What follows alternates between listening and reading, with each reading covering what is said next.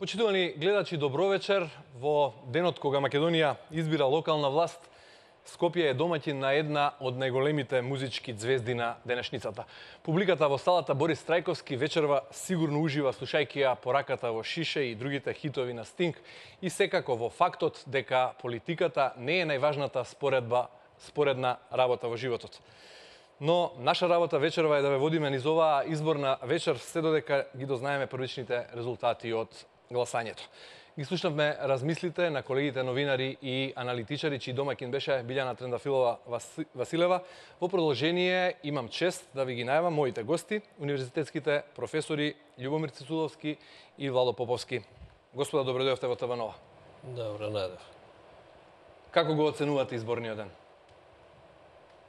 Професор Цицуловски. За мене, искрено говорејќи, ден како секој ден, бидејќи веќе ми издосади да живеам во овие пост изборни или предизборни периоди, како што едно време би беше здосадено секој ден или секоја година да биде револуционерна година, така што денот го поминав најнормално, без некој особен интерес за резултатите од локалните избори, не затоа што се небитни, туку едноставно доаѓа можеби до замор на човекот, на човечката психа. Да, сепак сме ограничени суштество според тоа и нашите капацитети за примање на одредени информации или интерес од некои нешта во еден период се зголемо, потоа се намалува, што е мислам сосема природно.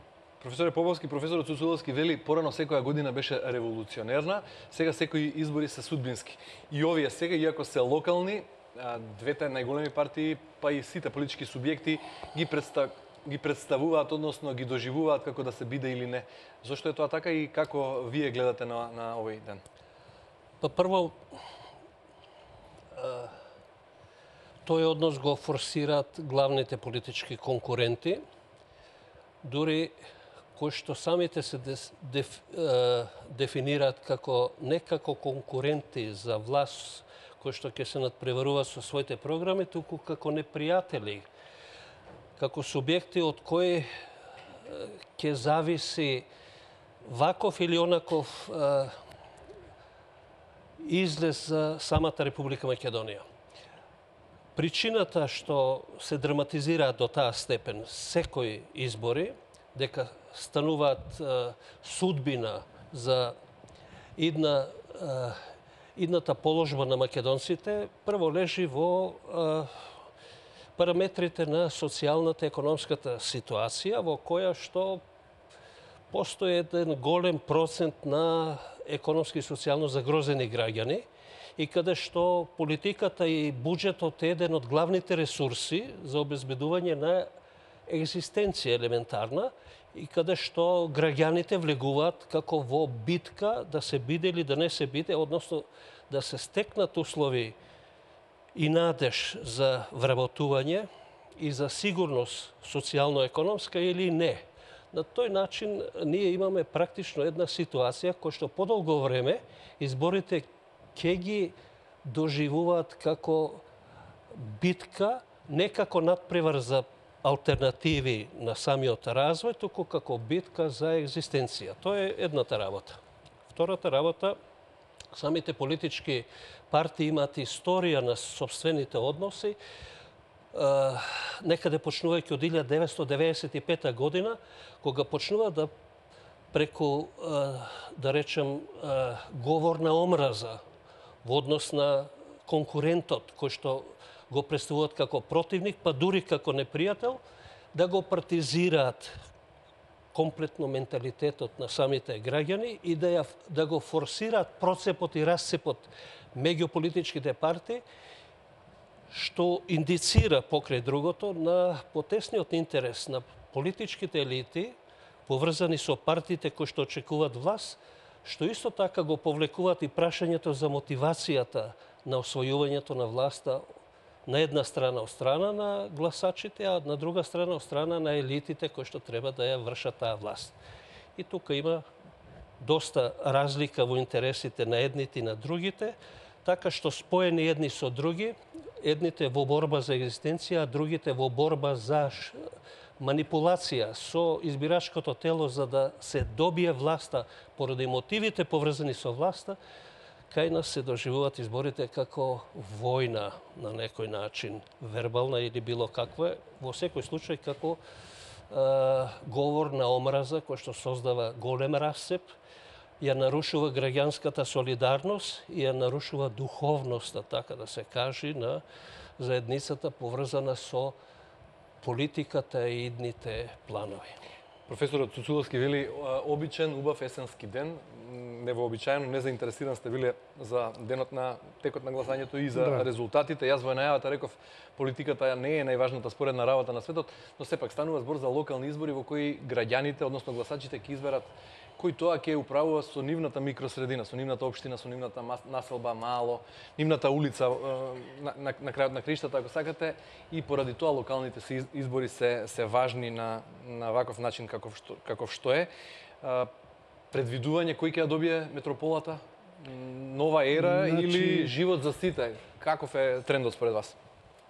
Воопшто не сум размислувал во таа насока кој ќе победи, каде ќе победи, во кои општини, во кои градови и така натаму.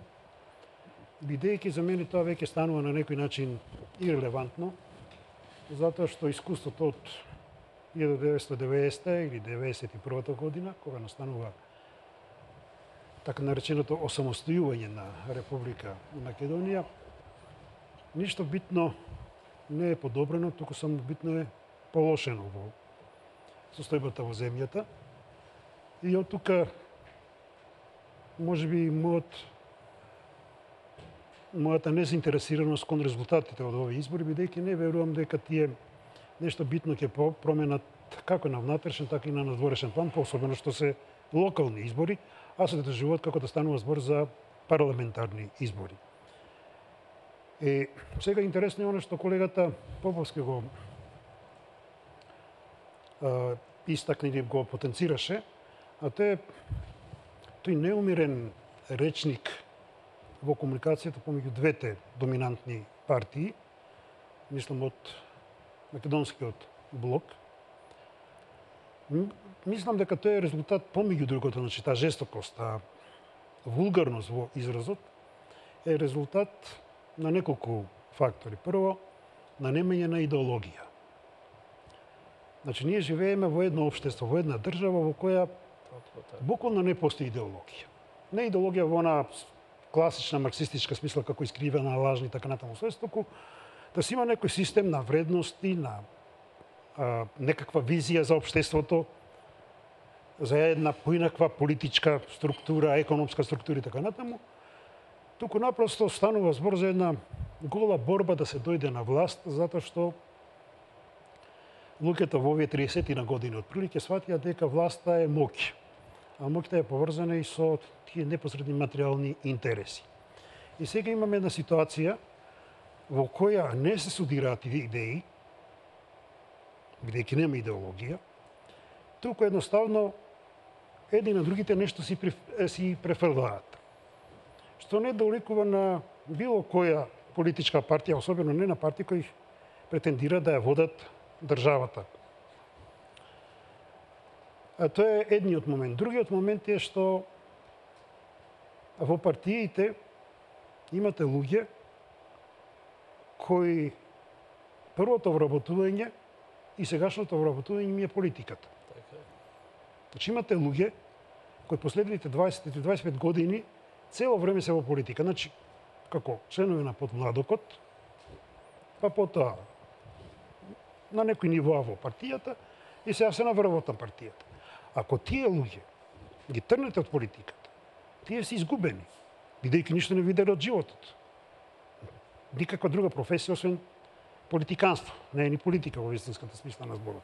И тоа станува разбирлива таа жестокост што постои помеѓу двете партии. Бидејќи ако изгубат, нема каде да додат. И доаѓаме до колку што се тоа трагични, толку и комични ситуации. Следејќи ги, не може да речем дека не ги следев тие предизборни митинзи, дуели, телевизиски, медиски, така натаму, колку што се трагични, толку се и велам комични, бидејќи имав впечаток како да гледам пред себе си тужи баби.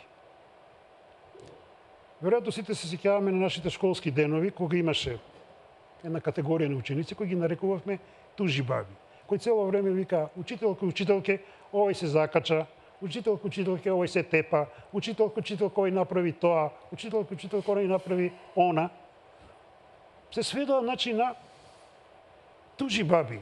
Едната партија... Велите, отсуство на идеологија? Мислам, целосно отсуство на идеологија. Прво вработување и цела кариера, во политиката. И цел живот фактички. Велите, ова што наликува на тужи баби во предизборната кампања, ќе си дозволам да ве дополнам, поискусни сте, повозрастни од мене.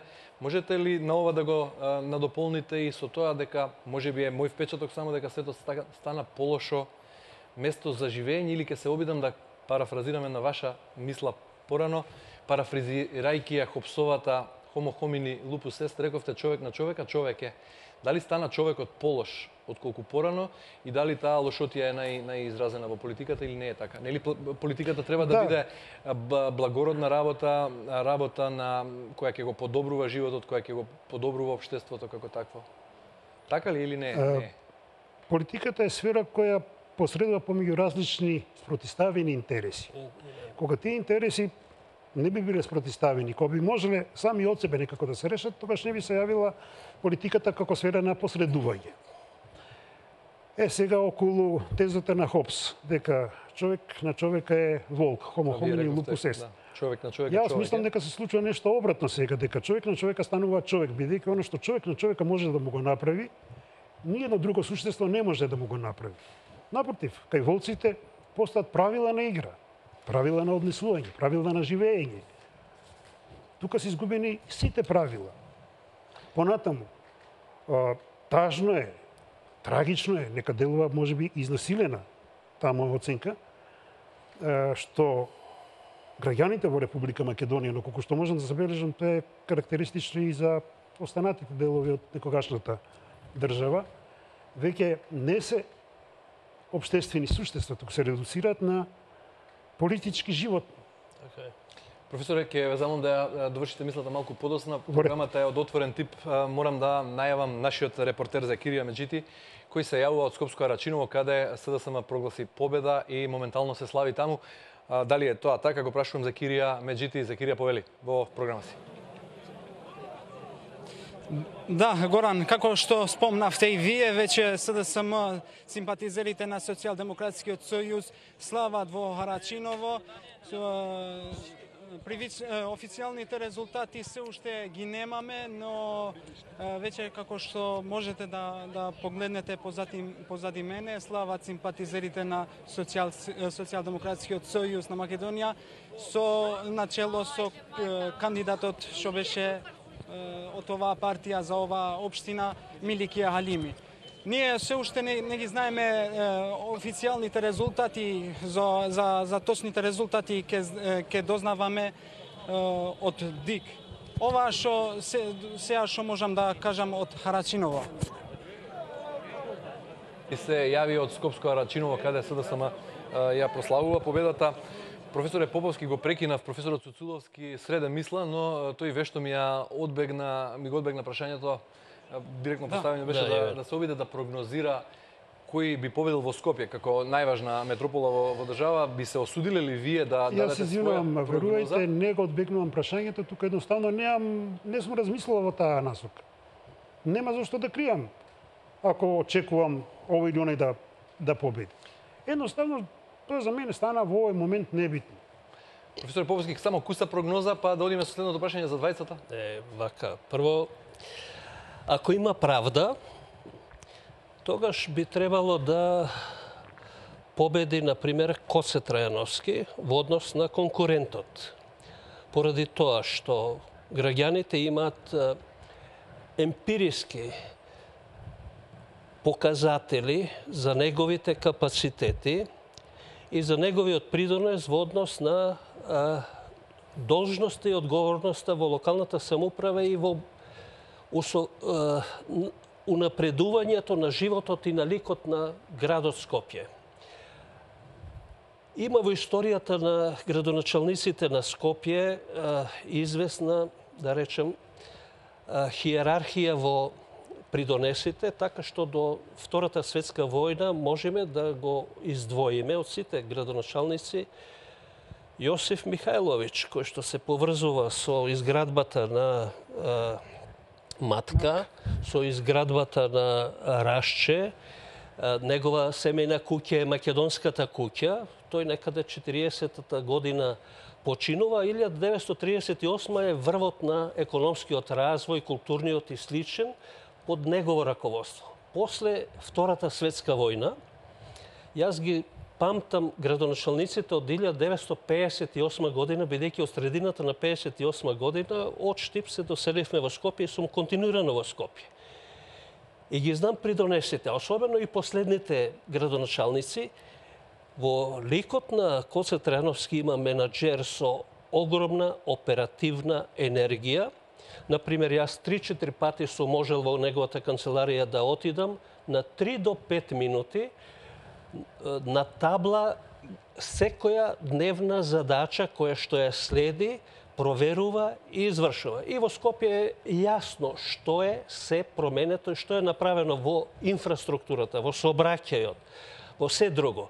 Велите, ако има правда, ако има правда, меѓутоа политиката е работа на перцепција и на очекување. Во ред, меѓутоа, во меѓувреме има доста интервентни нови фактори кои што се надвор од резултатите во локалната самоуправа и кои што се поврзуваат со политичката криза, со улогата на одредена институција која што практично ефективно има резултати во предизборната кампања, например, па дури и со полицијата која што покрена постапки против кандидати за градоначалници во предизборната кампања со образложение дека нивните пријави биле криени или чувани во фиока, а полицијата мора да ја вршите работа. Ако било чувано, тие можеле да бидат покренати непосредно после изборите, за да не игра улога тој момент како предизборен пропаганден фактор. Има дополнителни елементи кои што учествува во менувањето на климата и менталитетот, инако што се однесува до предизборната кампања и ветувањата од страна на на Социјалдемократскиот сојуз, она што се нуди за градот Скопје, например.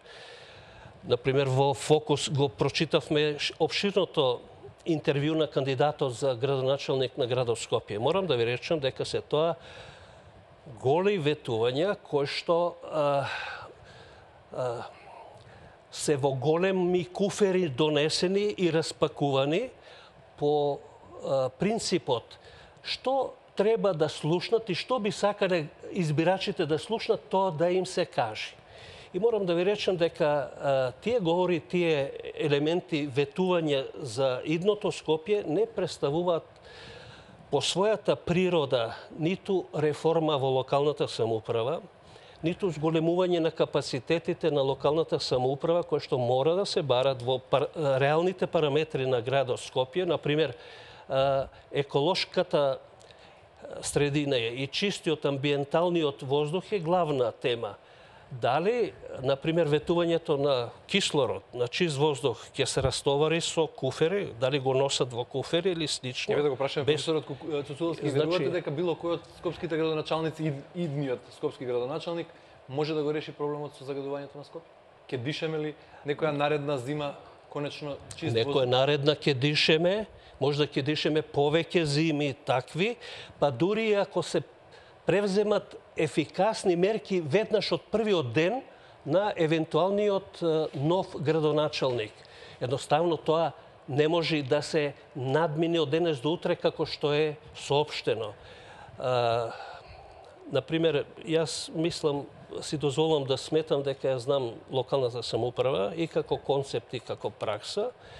И се додека Социјалдемократскиот сојуз не влези во локалната самоуправа како концепт кај што стојат нови ресурси за реформи, Например, со колку средства располага локалната самоуправа како власт во однос на централната... Професоре, сега и вас морам да ве прекинам. Не сакам да бидам непристоен, но одиме со пресконференција во Гром. Да го слушнеме Стефче Јакимовски, кандидатот за градоначелник.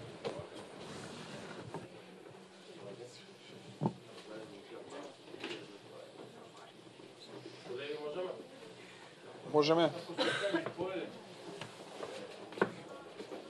На крајот на оваа изборна кампања сакам да им се заблагодарам на граѓаните на Карпош, што денеска достоинствено го даваа својот глас за оно што тие мислат дека треба да ја води општината во наредниве 4 години.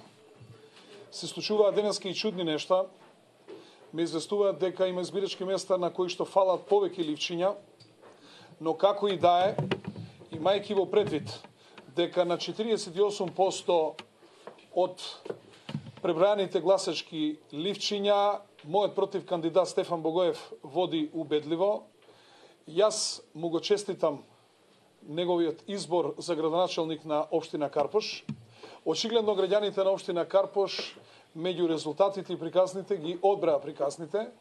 Ние и натаму ќе бидеме присутни на политичката сцена во Република Македонија и со граѓаните на овие теми, на темите на општина Карпош и натаму ќе се среќаваме.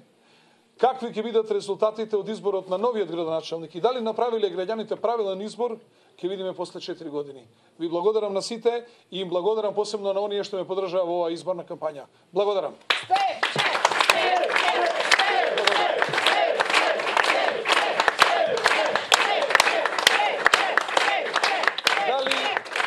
Дали имате прашања? Дали има некој прашање? Нема. Благодарам.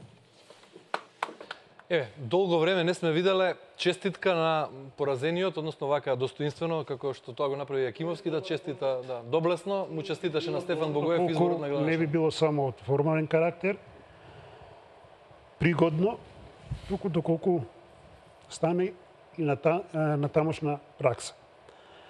Меѓутоа сега би се задржал доколку времето тоа го дозволува и се разбира вие како водител на емисијата. Да, повелете. Кои се причините кои веројатно доведуваат до победа на СДСМ, а губење на власта на ВМРО-ДПМН? Оно што ќе го кажам се однесува и на локално ниво, значи на локалната власт, но и на државно ниво. Прашањето не е во тоа дали градеа. Суштината е што градеа. Бидејќи во предизборната кампања, како на локално ниво, претходно на државно ниво, се insistираше дека ние градевме, ние работевме, што е несомнено, но суштината е што се градеше. Тоа е од една страна, а од друга страна, мислам дека во таа желба да се остават некакви траги зад себе си, претераа и им се случи она што Брана Милковиќ, мисля, че не беше поетот, многу хтел, многу започа, час умрли, njega е омео. Значи, немаше некој план според кој ќе се направи некаков приоритет на она што ќе се гради. Туку едноставно се одеше само да се прави, да се прави, да се менува, да се менува, да се менува, што до некаде може да импресионира во позитивна смисла, но после тоа може веќе да преиде во контраефект. Понатаму, ако говориме конкретно за Скопје, несомнено дека секој град е нешто живо кое се менува и според обликот и според суштината, но некои работи не треба да се прават онака како што се правеа, да речеме околу преименување на улиците. Ке ми дозволите само да ги прочитам првичните неофицијални резултати кои ми ги донесува во моментов. СДСМ убедливо води во Карпош, Центар, Бутел, Ѓорче Петров, изедначена е битката во Аеродром, СДСМ веќе прогласи победа во Арачиново, а ВМРО-ДПМН е во Илинден.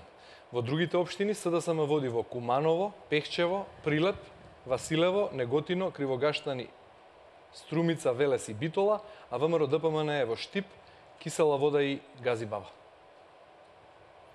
Дали ова според очекувањата? Продолжете, завршете. Зборувавте за преименувањето на улиците и очекувањата. Не само преименувањето на улиците, тоа е само еден момент од тоа преименување или менување. Таа така наречена антиквизација, претварање на градот во барокен стил и така натаму. Тука ми се чини дека навистина се претера се изгуби секакво мерило. Ќе се послужам со конкретни примери. Да речеме, јас лично бев револтиран кога постоеше идејата, потоа се повлека, колку што знам, улица Мексичка да се применува. Зошто? Затоа што јас сум онаа генерација која го преживеа земјотресот. И јас знам дека во тој период ние добивме огромна помош од Мексико, конкретно од Лопес Матеос. Тогаш имав 15 години, не знаев што е политика, не знаев кој е Лопес Матеос, не знаев што е Мексико, меѓутоа ги добив првите фармерки, првиот джинс, како поклон од Мексико, кој се делеше низ Скопје. И сега некој сака да ми го земе тој спомен. Некој сака да ми ја земе, да речеме, универзална сала. Ја мислам дека се повлекува. Мислам дека се повлекува. Или да ја земе универзална сала. Па луѓе, тоа е символ на солидарноста на град Скопје. Ајде и уште една дилема да начнеме, бидејќи со оглед на интензитетот на пресконференциите кои ќе ги почнат и до крајот ќе ги тераат политичките партии, ќе морам да ве прекинувам почесто, а сакам да во овој дел од разговорот, пред да одиме и со поопштите теми, да зачнам уште една дилема. Успеа ли Македонија низ овие 26 години наназад да создаде земја, да стане земја со функционална демократија? Ме прашувам зошто не можеме еве и по толку изборни циклуси да организираме, да спроведеме скандинавски избори. Ја слушнавме најголемата опозицијска партија и гром спомна некои чудни работи што се случувале, Јакимовски, но претходно член на раководството на ВМРО ДПМН спомена дека се вршела противзаконска агитација, зборуваше за низа нерегуларности, за злоупотреба на службени ресурси. Зошто никако да ја научиме на таа? Јас тука би бил малку попредпазлив околу само критиката и глорификацијата на Западот. Мислам дека непотребно се само критикуваме, не дека не треба, но дека прекумерно, а од друга страна дека го идеализираме Запад. Корупцијата не е нешто што е измислено тука. Корупцијата е доvedена од Запад. Понатам, сетете се како помина изборите, председателските избори сега последните во Соединените американски држави. Со скандали, со негирање дури на резултатите, не прифаќање. Избори, туку реков скандинавски. Таму се расправаат, кога станува збор, па особено за локални избори, се расправаат за бојата на цвеќињата. Човекот кој обедини Германија, Хелмут Кол, замина со голема афера за 400.000 марки. Значи таму тоа го има. Во Франција се говореше дека одредена личност била финансирана со 25 милиона од Гадафи. И дека тоа е една од причините зашто Гадафи се руши. Една од причините. Но факт е дека одамна на наши во Македонија изборни циклуси немавме толку тензична предизборна кампања како што беше оваа. Имаше скршени глави, имаше пукања, имаше убиство на крајот. Имаше порано и кршење и пути и упади внатре. Мислам дека се се враќа Македонија на нешто, на некоја слика од 90-тите или грешно? Прво во овие избори стартува две партии кои што се разликува со два пратеника во владата, што значи доста тесна разлика и приближени, што значи дека сукобот на локалните избори ќе биде многу поостар во тој случај колку да разлика да беше поинаква, особено со сите оние настани кои што се случија на општ политички план и кои што имат рефлексија во расположението и за локалните избори. Второ, точно е дека локалните избори скоро секогаш, од првите избори до сега како локални избори, се одвивале како да станува збор за политички избори, иако локалната власт е дефинирана по концепт, она треба да биде надвор од политичките тензи, бидејќи она не тргнува од определени крупни политички разлики, туку локалните треба дали да биде поширок коловозот или тротоарот. Да, и локалните интереси се по својата природа општи, они се однесуваат еднакво, независно дали граѓаните се различни национално, дали се во различни партии, религиски или друго. И се очекува дека локална самоуправа ќе ги интегрира реалните локални заедници во решавањето на сосема заеднички интереси. Меѓутоа, локалната самоуправа не е оспособена во своите капацитети да настапува како посебна власт во таа смисла, од проста причина што не располага прво со доволно средства, второ што е зависна од централната власт, каде што е концентрирана финансиската моќ и политичката моќ и каде што инвестициите во локалните интереси се политизираат апсолутно. Дали локалните заедници и власта во локалната власт е од партијата и од блокот на владината власт или не е од блокот на владината власт, каде што владата ги троши протекционистички средствата во однос на потребите на локалната власт. И тука локалните избори практично се дигаат на нивото на тензиите и неспротивностите како да се републички, како да се државни интереси. Еден од големите ресурси на реформите, каде што реално било која партија да дојде, ако сака реално да ја стабилизира локалната власт како фактор на интеграција на граѓаните и на создавање на солидарност меѓу граѓаните, за разлика од компетицијата на државно ниво, кој што може да се врзи за национални разлики, за религијски, за други, ги политизира нив заради интереси на локалната, односно на политичката елита или слично. Првото прашање е капацитетите материјално-финансиски капацитети на локалната самоуправа. И тука мора да се има еден концепт. Ние таков концепт не слушнавме ни на едната страна, никако не го слушнавме ниту на страната на Социјалдемократскиот сојуз. Они не партиципира со тоа. Во однос на критиката на досегашната пракса на локалната самоуправа, вклучително и за градот Скопје, ние не слушаме само тоа дека се што е изградено не чини, што е голем проблем дали е така баш, со една идеја дека ќе рушат од проектот 2014, кога сите граѓани знаат, било да се гради или да се руши, се трошат пари, општествени пари.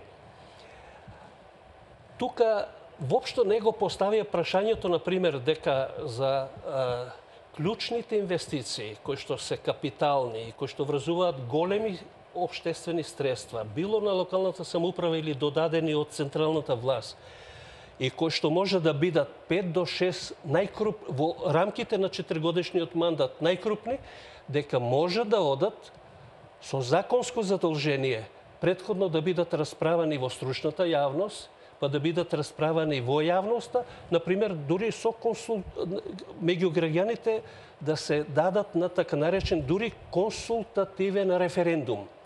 Бидејќи, знаете што?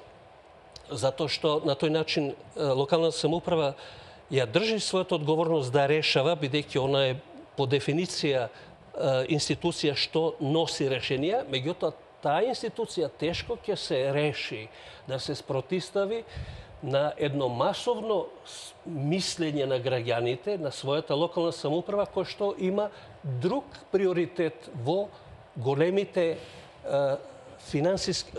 капитални инвестиции, каде што еден консултативен референдум би ја дал таа слика.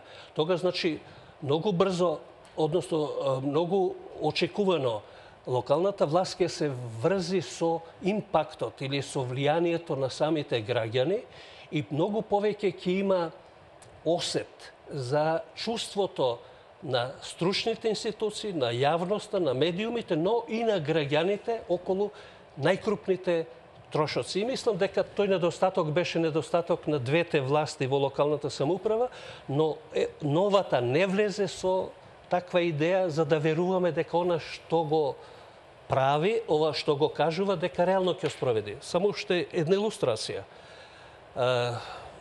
Кандидатот за градоначалник на СДСМ и во претходните настапи укажа дека нивната дискусија ќе биде низ форуми и низ она градски советувања со граѓаните, за да се анкетираат реалните интереси и погледи на граѓаните, па тие да бидат земени во работата на локалната самоуправа, негова како евентуален градоначалник, дозволете само ова.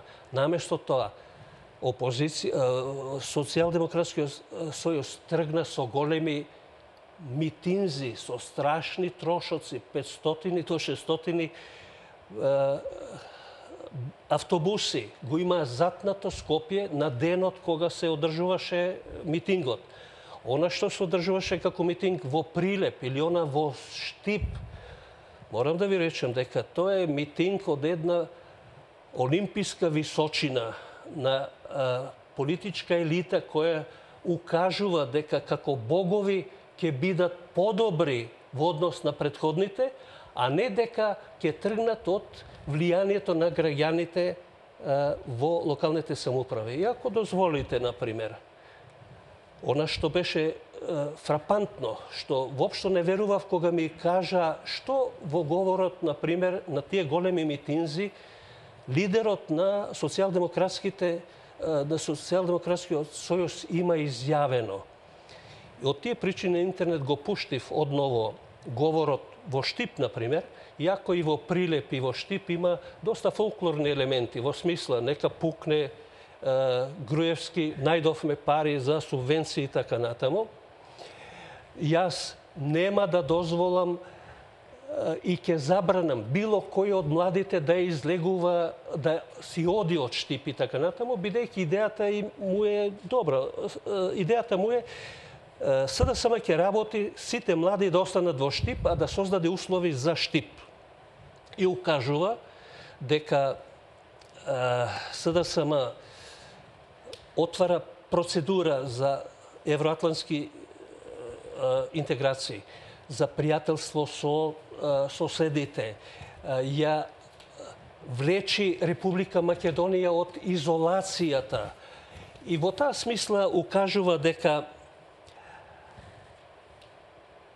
не треба штипјани да ја испуштат шансата и да гласат за една таква програма и до тогаш се води сосема една рационална, така да се каже, независно дали реална или не, меѓутоа по принципите на рационална дискусија и на повикување на граѓаните на гласове, за да на крајот, она што ме шокира, го слушнав и цитирам, ќе ве молам, цитирам, бидејќи запишав, кога ги повикува да гласате, немојте да се правите на лудничави, блесави. Немојте да изигрувате блесави, излезете да гласате.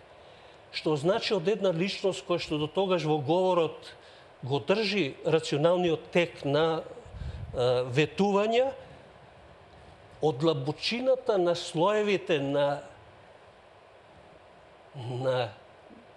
свеста избликнуваат вакви изјави во кои настапува една огромна разлика меѓу политичкиот лидер кој што е на власт и граѓаните кои што се маргинализирани, потценети и морам да ви кажам навредени, и се поставува прашање која е вредносната структура на таа личност која што може тоа да го искаже и кој е демократскиот капацитет на таа иста личност која што може ова да го соопшти, кој што може да ги дефинира. Тука нема ни добра намера, нема ни срекна изјава и Добро, така. професорот Поповски навлезе во една психолошка анализа на говорот на Заев. Тоа е Во еден добро. дел, Тоа е добро. во еден дел од оваа широка елаборација ви одговори и вам на некој начин на оно што го спомнавте за Скопје 2014. Професорот Цуцуловски рече, објаснувајќи го оној тренд на водство во поголемиот број на општини на СДСМ, дека можеби на граѓаните им дошло премногу од проектот Скопје 2014, да сакате да се надоврзете на ова, повелете професоре, и се најавува наскоро. Пак се враќам на оно што претходно го реков, значи премногу сака. Мислам на мора да помага. И тоа може би објаснува помеѓу другото зошто доаѓа до ваков пресврт. Поготово што и покрај овие кажени зборови во предизборието, кои владе можеме слободно се враќаме на ти се знаеме. Па можда 50 на години. Да. Сепак гласале за нив, за СДСМ. Значи не е само тоа. Сега Не за- се само тие изјави. Сега за граѓаните Да речем. ги оцениме кој Ќе е. јадеме живи луѓе. Да, имено. Ќе смениме се, до да. директор. Значи, она што сега се случуваше во предизборијата воопшто не изненадува, бидејќи велам. Бевме сведоци на тоа дека ќе јадеме живи луѓе. Па дека ќе се менуваат вработените од чистач или не знам од вратар па до највисоко ниво, вклучувајќи и овие квалификации. Не се правете на недоветни, луди и така натаму, но очигледно дека нешто кај претходните недостигало, штом ги имаме овие резултати, после на утре не се покаже нешто сосема друго. Дека можеби резултатите не се баш тие резултати. Дека можеби е нешто фалсификувано или не знам, не сакам ништо да преюдицирам. Но во секој случај, тешко може да се очекува некаков демократски однос на државно или на локално ниво сеедно од луѓе со ваков психолошки, да речам, профил или психолошка структура. Човек кој отворено ви вели дека на македонецот не му личи патриотизам. Па, тие луѓе умеат ли да прават разлика помеѓу патриотизам и шовинизам? Која нација не си ја сака својата татковина? Ла патри. Е зборот кој непрекинно се повторува во француската химна. Значи татковината. Или на македонецот не му доликувало доде се исправи на кичма, или како веќе рече. Дотолку повеќе се збунувачки овие резултати и воедно порака до сегашната владеачка структура дека очигледно грешеле во многу работи. Во многу работи. Не може во крајна линија да се обвинува сегашната власт, која не е ни власт, бидејќи според мене не е легално избрана. Оно што се случи на 27 април, според мене, а тоа можем и да го образложам, е удар. Државен удар. Не е војно, е државен удар. Но ајде, по инерција велиме власт. Очигледно, значи, дека народот бил многу незадоволен од претходната власт, штом го дозволува сето оно што сега се случува.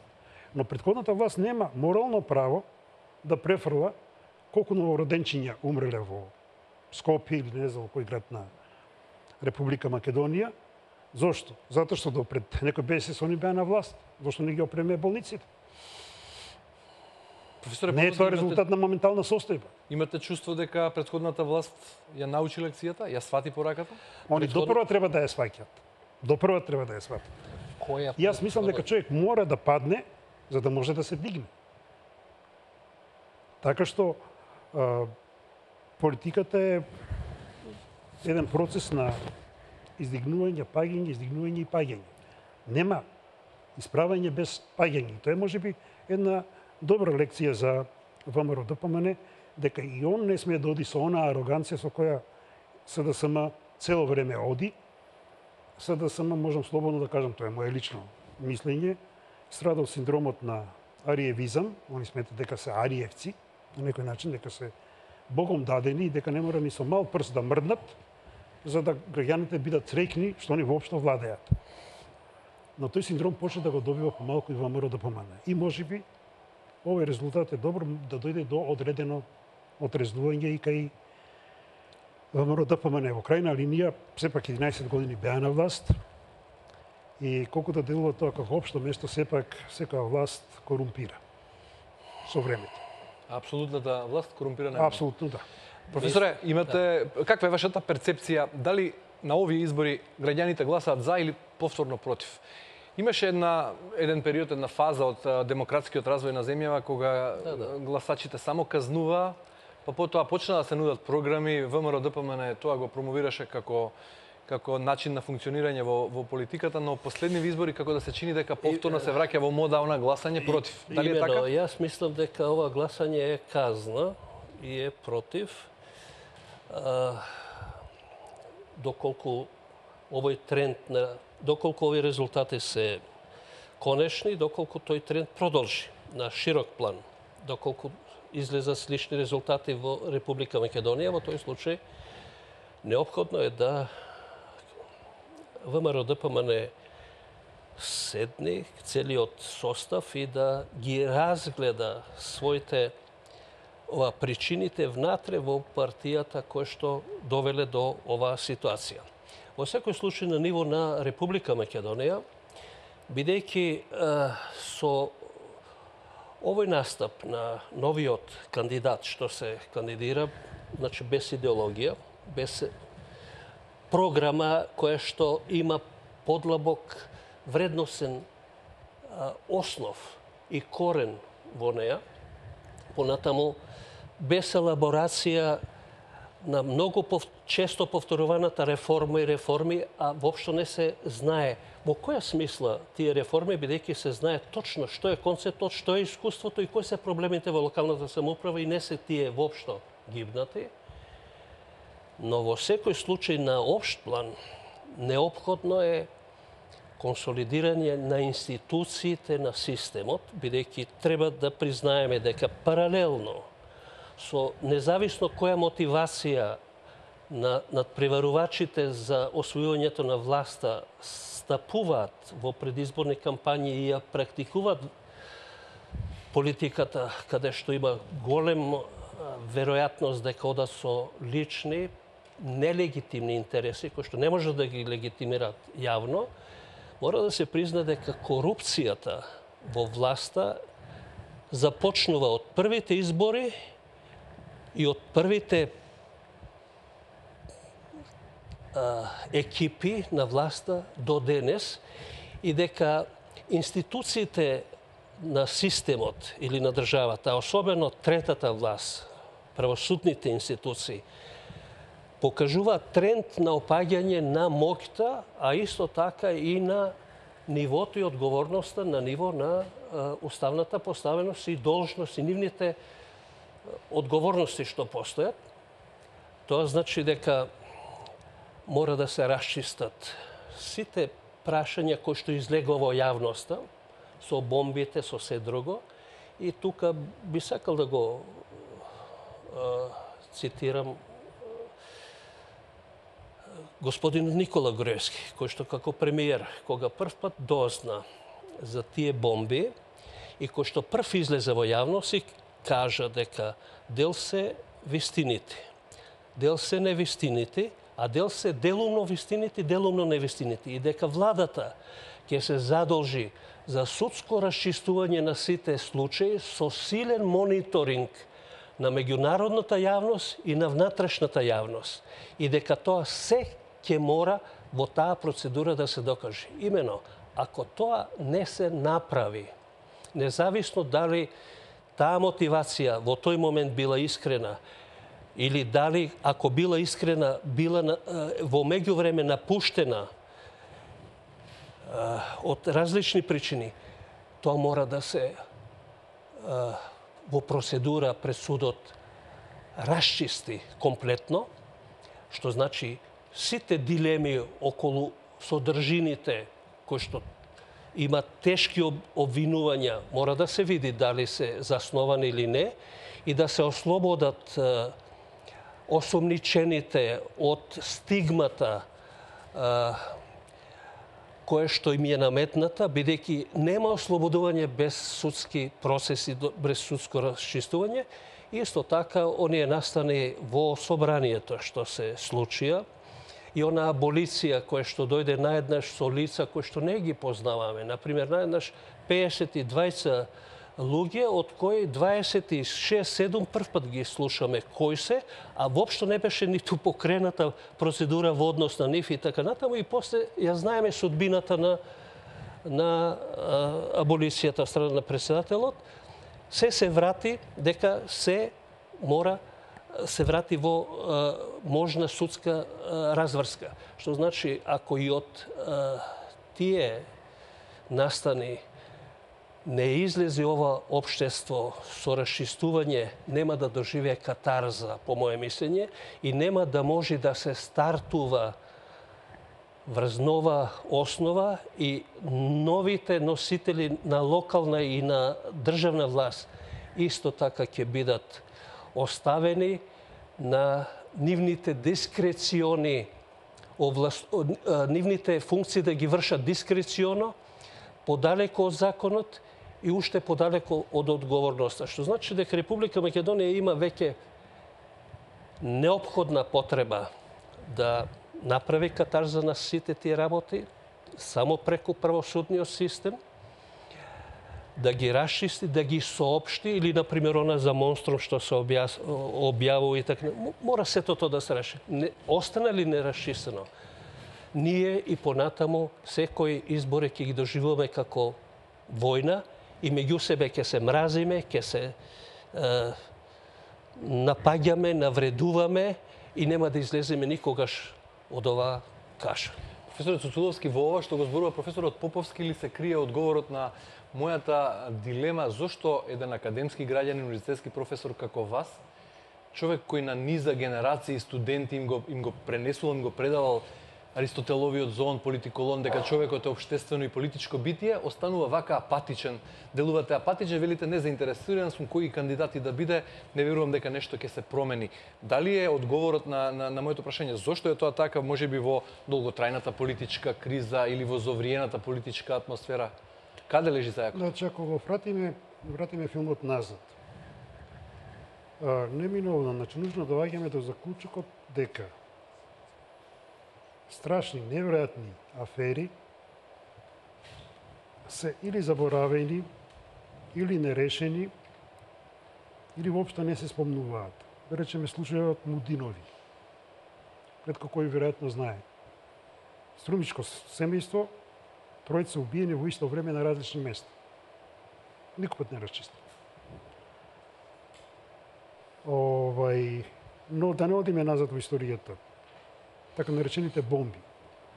За мене на вистина крајно нејасно зошто една власт или една влада би се прислушкувала самата себе си и при тоа би се прислушкувала селективно, тоест да не ги прислушкува и опозицијата, бидејќи не добивме во бомбите ништо што би се однесувало на опозицијата. При тоа селективна е не само што не се однесува на опозицијата, туку не чувме ништо за другиот партнер во власта, тоа е ДУИ. Ни една бомба не излезе. Што имено говори дека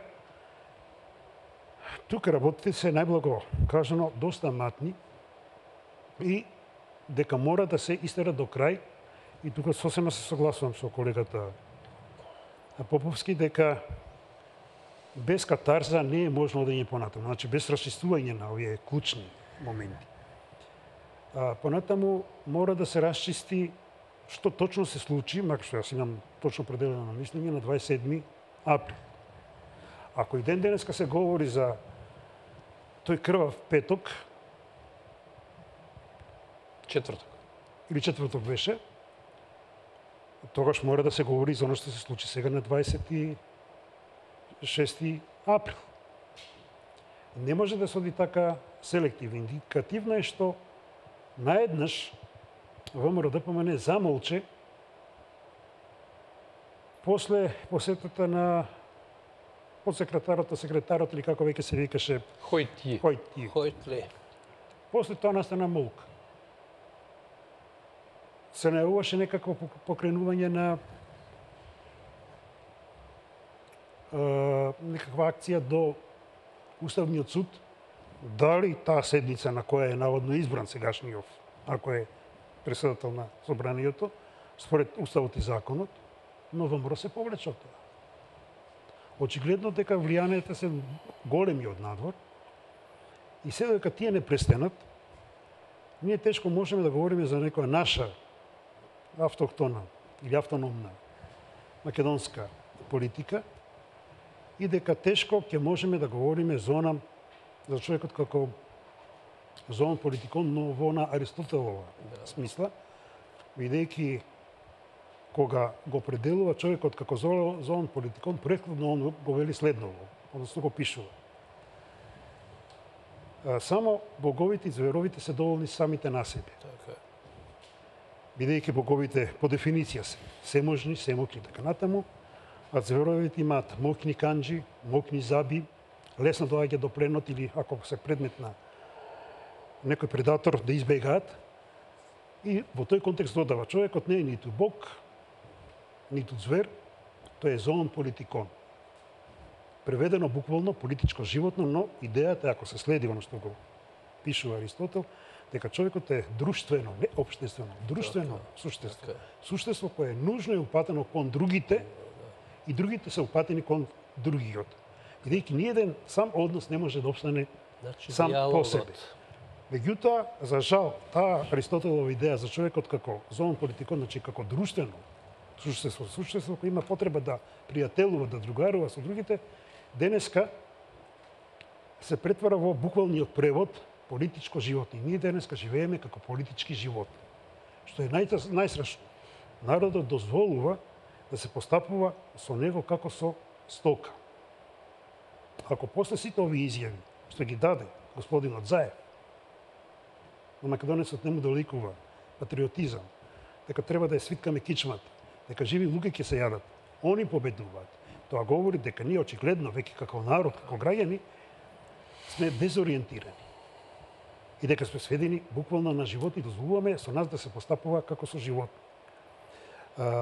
Ситуацијата помалку ме подсетува на еден од најславните или најголемите филмски режисери Хичкок, на кого му се припишуваше ставот дека глумците ги сметал за стока. А во едно интервју кој имав можност да го гледам, водителот го праша дали е точно дека тој ги смета глумците за стока. Хичкок во негов стил, со на негова фина иронија, рече не. Јас не реков дека тие се стока, туку дека со нив треба да се постапува како со стока. Очигледно дека во Македонија со народот се постапува како со стока, а народот тоа го... Па, има и тука некој хорор. Професор Поповски, вие сте историчар по вокација. Во исто време сте и еден од креаторите на Охридскиот рамковен договор. Во изминатиот период бевте прилично молчалив или јас сум пропуштил нешто. Немаше да чуеме ваш став во однос на она што ја брануваше јавноста во изминатите неколку месеци. Зборувам за прво за договорот со Бугарија, кој задира во најчувствителниот дел, она што се вика сршта на некои настани од македонската историја, и зборувам за предлог законот за употреба на јазиците, кои исто така е во рамките или излегува надвор од рамките на Охридскиот рамковен договор. Тие работи добро ги владеете, не чув ваш став. Кратко, ево вака, во врска со договорот со Бугарија. Прво е добро што има договор некаков и надеж дека Бугарија нема да биде априори против влезот на Република Македонија во евроатлантските, во НАТО на прво место, под предпоставка таа соработка да продолжи меѓу два многу блиски народи и во историска и во актуелна една смисла. Меѓутоа тој договор во секој случај ја носи карактеристиката на асиметричност, каде што во неговите одредби Република Македонија не е поставена на исто ниво, туку на едно субмисивно ниво. Прво, сосема во инфериорна. Да, подредена ситуација. Да, подредена, во една подредена положба. Прво, на пример, тезата дека во Македонија има доста антибугарска пропаганда, идеологија или слично, мора да се дополни, бидејќи е стварност, дека во Бугарија има апсолутно исто така антимакедонска идеологија и исто така една антимакедонска пропаганда во смисла не на признание на Република Македонија како држава, како нација и како друга, но од 45 година, и то како резултат на политиката на Тито и на Коминтерната. Што значи дека јас се чувствувам македонец и може да пледирам на сето тоа благодарение на политиката на Тито и на Коминтерната, што историски апсолутно не е прво точно и што други еминентни науки, многу поголеме дури и од бугарската наука, го признаваат процесот на националното сепарирање или одвојување на македонците кои што се многу сродни и блиски со бугарите од 19 век, од втората половина, и тоа кое што се докажува според бугарски извори. И тоа е, например, советската, односно руската наука, која што не попушта на ниедни притисоци, дури ниту во времето кога Живков и Хрушчов и другите раководители на Русија беа побратими, така да се каже. Таа наука се држи до концепцијата дека македонскиот национален развиток и пат почне во 19 век, а не е поврзана со Коминтерната, ниту со Тито. И тука има доста аргументи на тој план. Во таа смисла, значи, навредувачки е дека бугарската страна ќе осведочи македонската интелигенција, особено историографија, која што била фалсификаторска во однос на историјата и на документите, со автентични и соответни документи, за да сватат што е или како е. Наместо на планот на науката и на историјата да важи единственото природно правило на слобода на изразување, на истражување, на докажување на едно и на друго.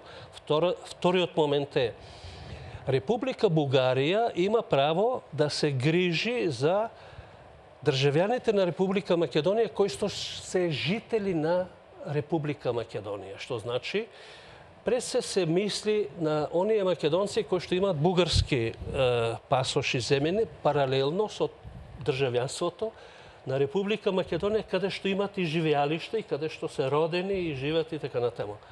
А Република Македонија не може да се грижи или да покренува прашања за лицата кои што во Бугарија се чувствуваат и се декларираат дека се македонци, и на тој начин, значи, позицијата на Република Македонија е под нивото на меѓународното право за заштита на малцинските односи.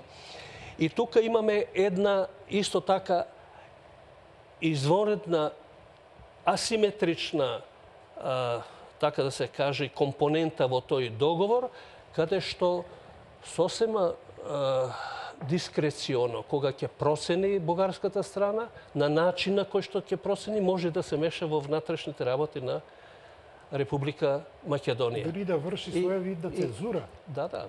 Ако некој текст не одговара. Ако почнеме да фантазираме што или да предпоставаме што се е можно, може да се дојде дека Република Македонија може да биде доведена и до состојба на нестабилност во внатрешните односи и така натаму, што значи е асиметричен. Меѓутоа, сепак сметам дека во пракса ќе се избалансираат односите и дека е доста значајно да се отвори таа релација на пријателство со Република Бугарија, бидејќи не може Република Македонија да се изолира, ниту е праведно да се изолира од непосредни односи, пријателство, соработка. Тоа не е дилемата. Прашањето е можевме ли да постигнеме подобар договор, поповолен за нас? Можело под предпоставка, ако процедурата не беше тајна како што беше за Република Македонија, беше јавна за Бугарија, ако беше на некој начин најавено која е позицијата на Република Македонија во преговорите за договор со Република Бугарија, ако екипата што го склучи тоа побараше дури некои консултации од стручната јавност, од другата авторитетна јавност во ОМАНу и на другите, ако земеше некоја претходна, така да се каже, ориентација во таа смисла, што се значи, меѓутоа сето тоа се случи како да е тоа некоја скришна работа која што треба само да се соопшти. Дај Боже, како што посвестум соопштуваат подписниците од македонска страна дека е се рамноправно, дека Република Македонија ништо не губи, ниту има инфериорна основа, ќе видиме натаму што ќе се случува. Во однос на законот за езиците. Ајде да го ставиме ова прашање за малку подоцна, бидејќи на договорот на Заев и Борисов подпишан во Скопје, набргу потоа се надоврза гласните изјави на шефот на грчката дипломатија Козијас дека, а веќе се и официјално најавени дека на 4 ноември ќе почне со работа мешовита комисија составена од историчари и експерти од други области од двете земји која ќе работи на чистење на иредентизмот од учебниците по историја. Но морам да ви кажам дека тоа беше демантирано од македонска страна, дека тоа дека не било тоа договорено. И друго, имаше уште една резерва од македонска страна, дека македонската страна во преговорите со Грција нема да навлегува во идентитетски прашања и ќе се држи строго до резолуцијата на Советот за безбедност на Обединетите нации, каде што се укажува дека постои разлика или спор само околу името на државата, без да се вовлекуваат овие други нешта.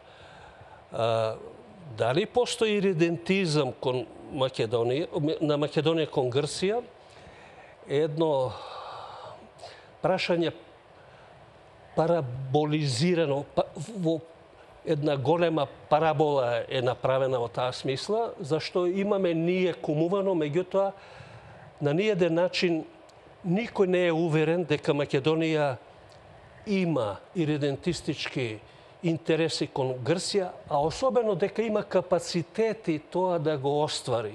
Никој на Грција тоа не го верува. Бидејќи, каде ние имаме дотурено бензин на тој оган, им имаме дадено само вербални аргументи на Грција, кои што се реторички веќе не тежат. Например, изјавата на лидерот на ВМРО, господин Љупчо Ѓорѓевски во Кичево, дека следниот конгрес ќе биде во Солун. Тоа е една работа. Второ, митингот во Битола, на кој што говореше господинот Тупурковски, кој што ги постави прашањата на македонските интереси во Грција и така натаму. Понатаму, ако се сеќавате на телевизиската емисија која што беше во продолженија, а ја спроведуваше радиотелевизија на Нови Сад, низ Пиринска Македонија, каде што ги заостри, така да се каже, односите на положбата на македонците во Бугарија, што значи доволна причина двете земји да не доживеат како непријателски расположени кон нив.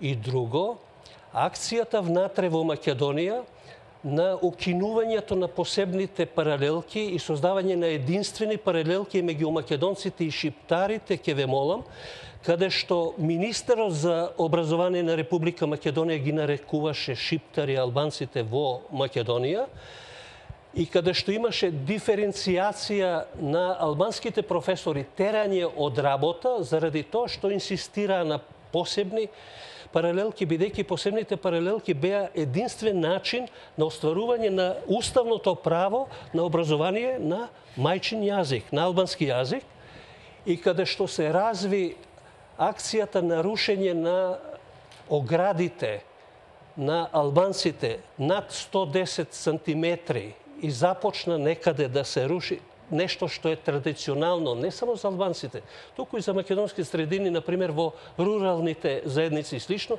ние ги навлековме нашите соседи како непријатели, а внатре создадовме непријателство и тензија со албанците и постанавме, така да се каже, податливи на тогашниот српски национализам, кој што укажуваше дека македонците брзо ќе не молат за наша помош, тоа беа изјавите на Милошевиќ, беа изјавите во исто време да се почека грците да не бидат многу нервозни, самите ќе се распаднат во овие околности, а председателот на СР Југославија Лилич во Стрет Атина изјавуваше дека северниот сосед е дестабилизирачки фактор на Балканот, што значи тргнавме со сето тоа. Сето тоа беше една магла на луѓе кои што профитираа поединачно, без легитимни интереси, кои што не можат да ги објават како интерес на Република Македонија,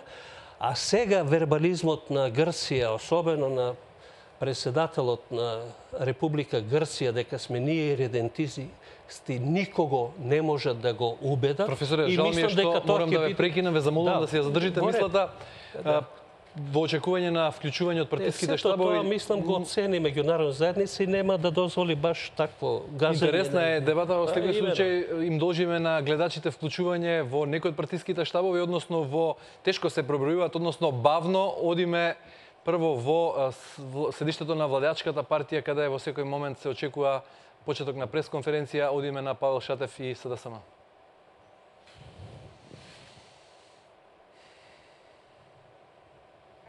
Може.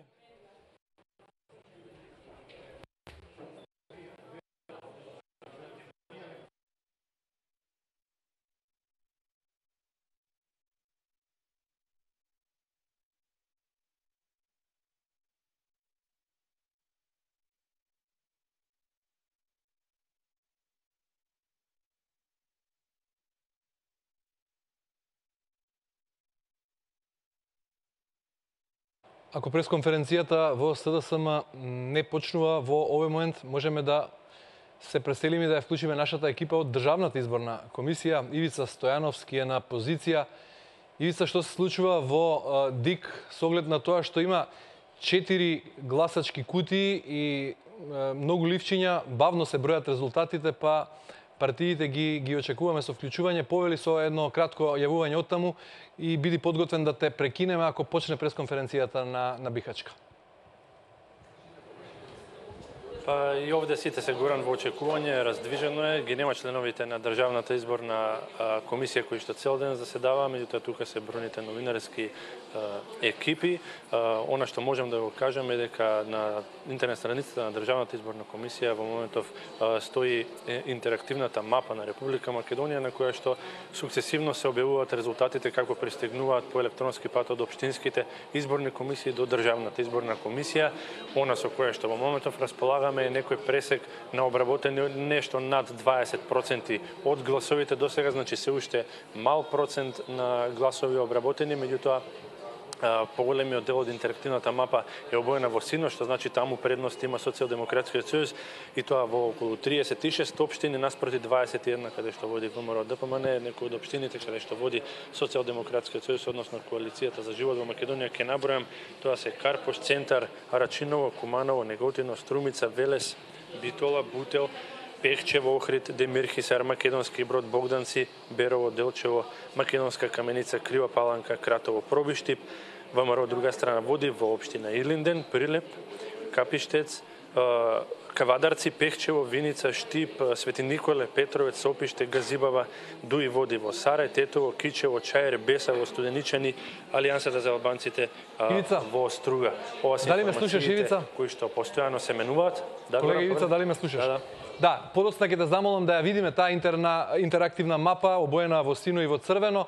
Сега мораме да одиме на Бихачка каде потеке пресконференцијата на СДСМ. Ние имавме технички проблеми со линкот. Режија ве молам да слушнеме што велат во СДСМ.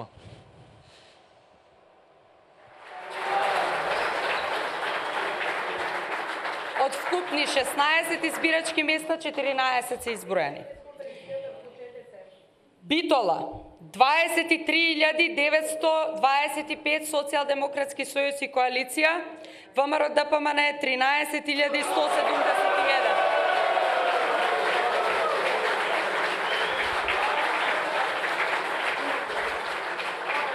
Од вкупно 170 избирачки места, пребројани се во моментов 123 за Битола.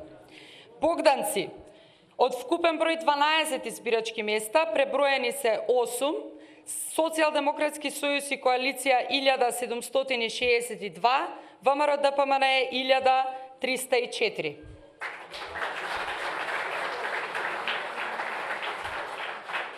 Босилово, од вкупен број 19 избирачки места, пребројани и обработени во моментов се 15, вкупниот број на Социјалдемократскиот сојуз и коалицијата на гласови е 3085, ВМРО ДПМН 2606.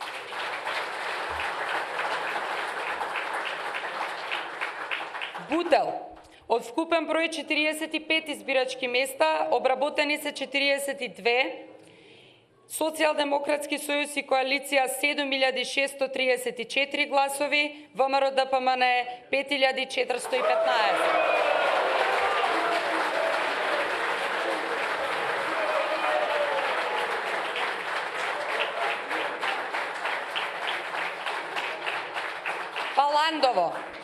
Од 24 избирачки места во моментов обработени се 22, Социјалдемократски сојуз и коалиција 3101 глас, ВМРО ДПМН 1908.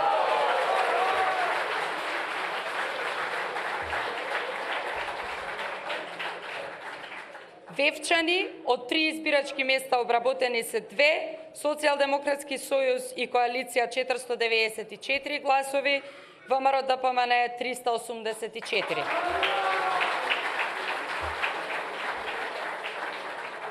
Василево исто така известна победата, меѓутоа пред да се симнам стигнаа нови резултати, така што за тоа подоцна ќе известиме со бројки.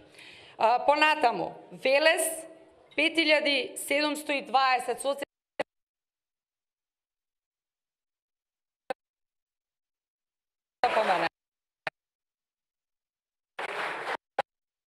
стига.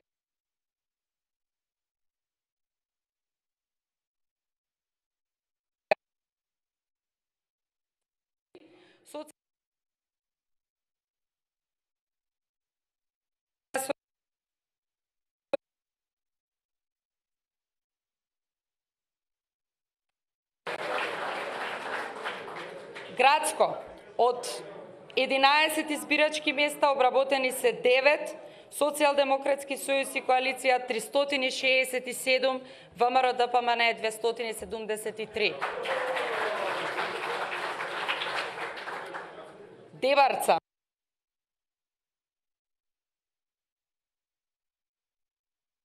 Социјалдемократски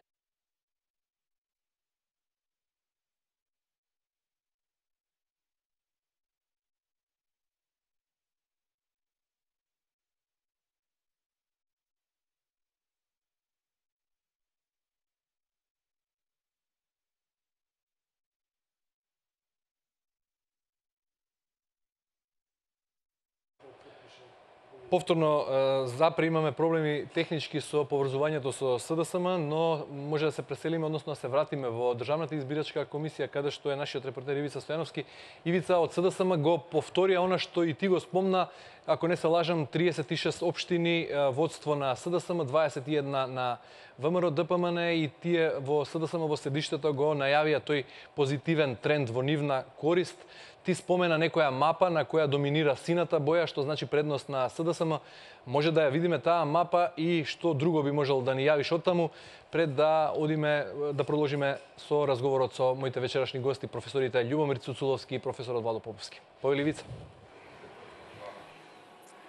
Па, Горан, интерактивната мапа во моментов не е прикажана, туку се прикажува за секој град поединечно. За податоците, граѓаните на Република Македонија, таа мапа може да ја погледнат на интернет страницата на Државната изборна комисија. Меѓутоа, како што кажав, пристигнуваат во континуитет резултати од општинските избирачки комисии дука до Државната изборна комисија, што значи се рефрешира, се додаваат новите обработени гласови. Споменав дека некаде четвртина досега се обработени и тоа е трендот кој што досега го регистрирам, ги споменав општините во кои што имаат предност партиите. Она што би можел да додадаме информацијата која што е последна туку Државната изборна комисија ја соопшти портпаролката Љупка Гугучевска во 21 часот е оценката до некаде за денешниот изборен ден дека поминал фер и демократски, без инциденти, упатија благодарност на 3 адреси, најпрво до граѓаните на Република Македонија, потоа до медиумите за начинот на покривањето, меѓутоа и до кандидатите за градоначалници и за советници, до политичките партии, за тоа што се придржувале до кодексот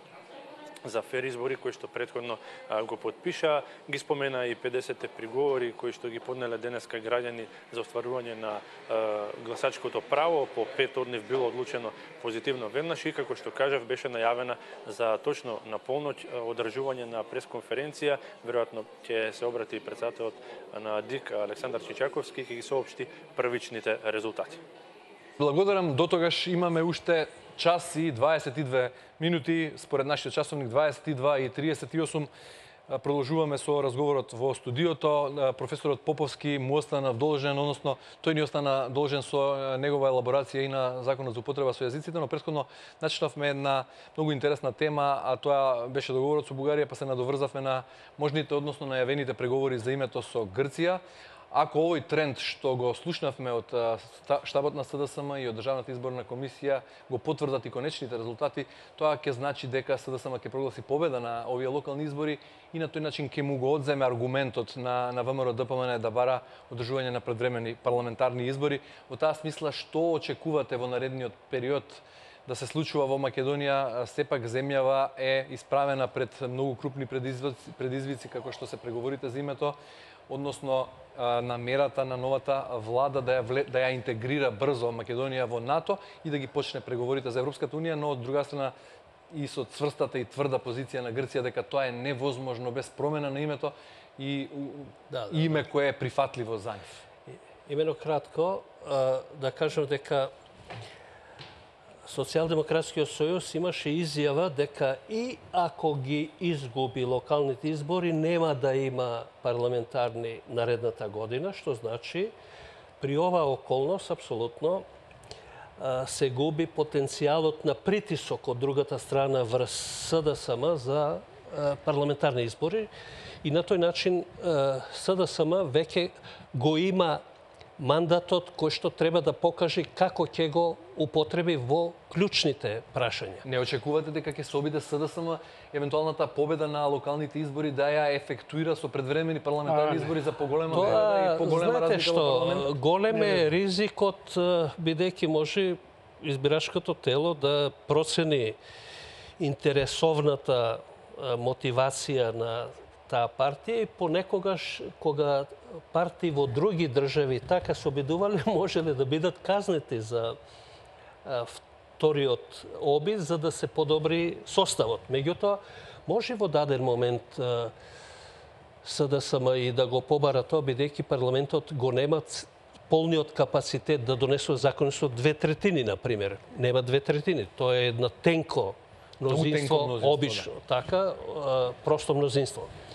Сега во таа смисла, значи да претпоставиме дека СДСМ ќе добие дополнителен мотив да почне да работи и ние во тој случај ќе очекуваме нивните најави да ги процесуират и да видиме во која насока ќе бидат решавани најкрупните прашања и колкав е капацитетот на СДСМ да се носи со одговорностите. Во таа насока прашањето за името.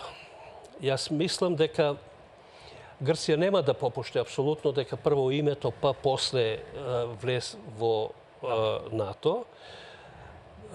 И тој аспект не може да се одмини, бидејќи и од меѓународната заедница се очекува известна модификација на името, меѓутоа во кое што именката Македонија ќе постои, бидејќи ние сме признаени од 136 држави со уставното име, меѓу нив и од Соединетите Американски држави и други, но и е препорачано да пристапиме кон усогласување со Грција.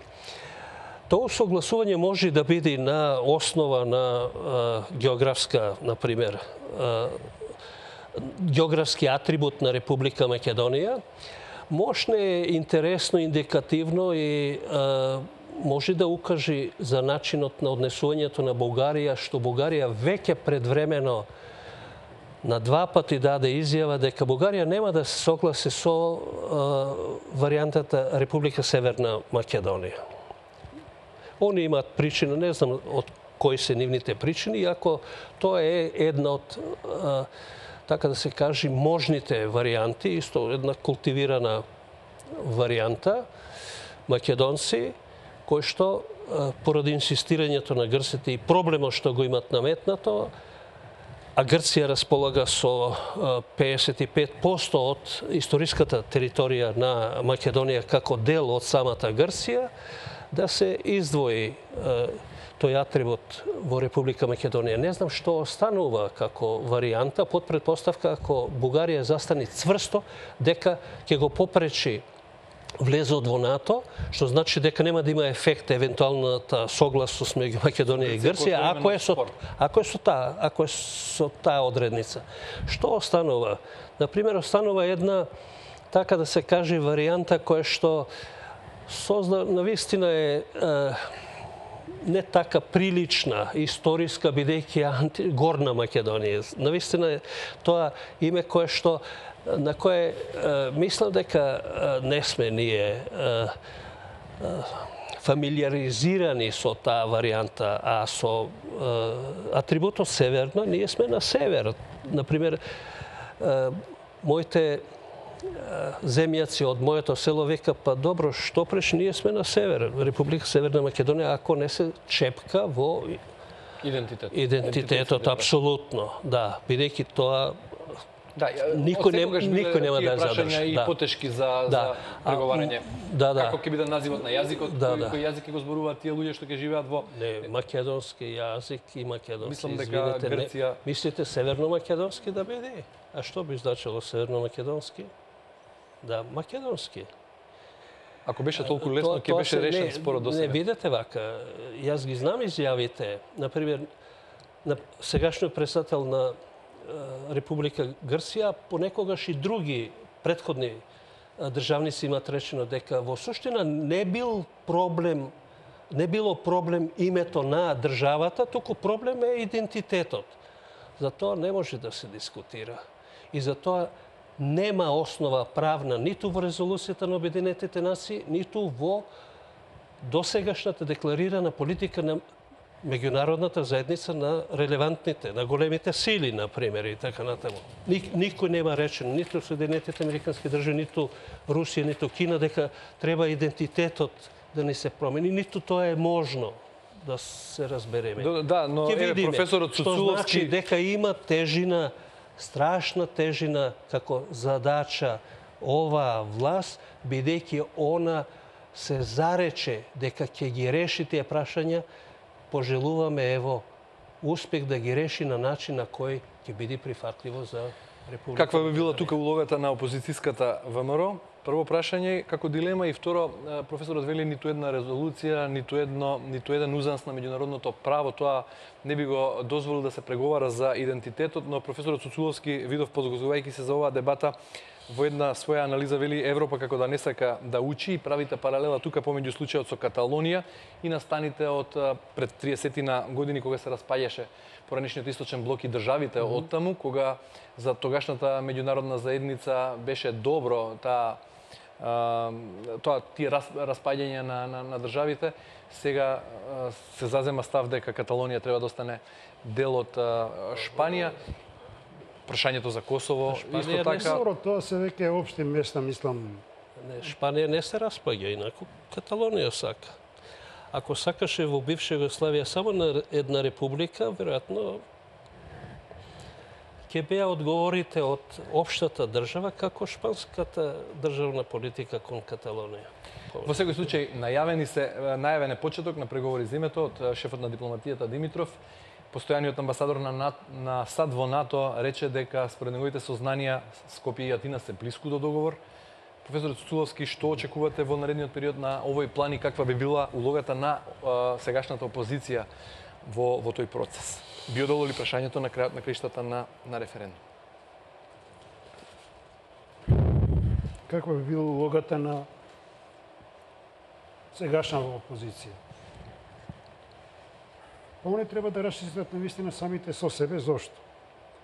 Затоа што многу говори или нивни настапи започнуваат со критика на Европската унија и на НАТО, а завршуваат со тоа дека ние немаме друга алтернатива освен влез во НАТО и во Европската унија. А бидејќи условот е промена на името, тогаш консеквентно следи дека и тие би биле за промена на името.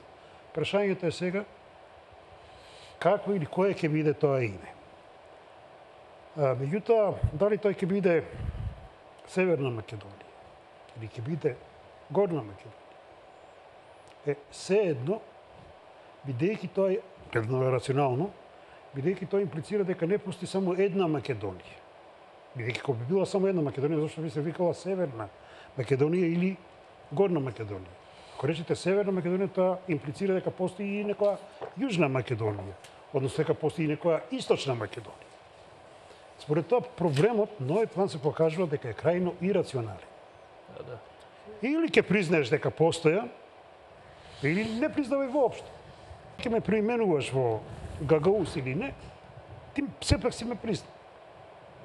Не знам дали сум доволно јасен. Сосема јасно. Понатаму, јас не знам кога се случи таа суштинска замена од разговори за разликите околу името да предат во преговори. Затоа што на почетокот беа разговори. И не постои документ каде што стои дека се тоа преговори. А разговори значи разговор како ние што сега тука водиме. Ние можеме да имаме различни мислења, можеме да имаме идентични мислења, не е битно, но разговорот си е разговор и не обврзува на ништо. Но преговорот веќе ве обврзува на нешто. Така што тоа е вториот момент кој не можам да си го објаснам. Кога разговорите преминаа во преговори, значи во нешто што обврзува. И 3 години јас од по разговорите. почетокот, значи 92 година, тоа можам да го аргументирам, односно да го документирам, па до сега сум против било какви разговори за името. Проблем, ако си има Грција, Грција нека не означува како сака она. Но не може да бара и од нас ние да се преименуваме. Или другите да не викат поинаку.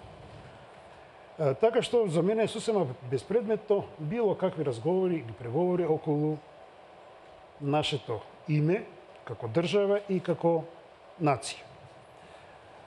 Што се однесува до договорот за добрососедски односи со Бугарија.